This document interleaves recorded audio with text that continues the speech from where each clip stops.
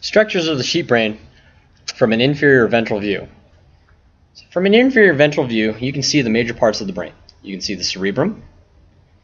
You can see the brainstem, which consists of the midbrain, the pons, and the medulla oblongata. And then underneath the brainstem, you can kind of see the cerebellum. On the cerebrum, you can also see the division between the right and left hemispheres called the longitudinal fissure. From an inferior view, you should be able to identify cranial nerves.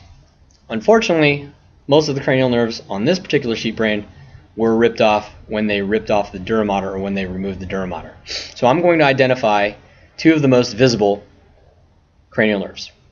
So the first cranial nerve is this right here. This is the olfactory nerve, and the olfactory nerve is associated with the sense of smell.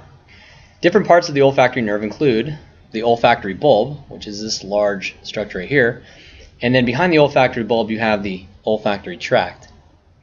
The next major cranial nerve that's easily identifiable is the optic nerve. And the optic nerve is associated with the sense of vision or sense of sight.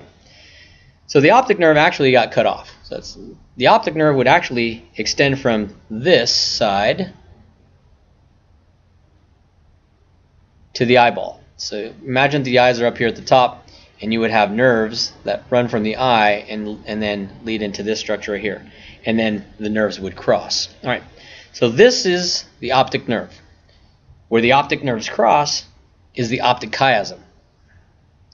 After they cross, you have this white structure here that leads into the cerebrum called the optic tract.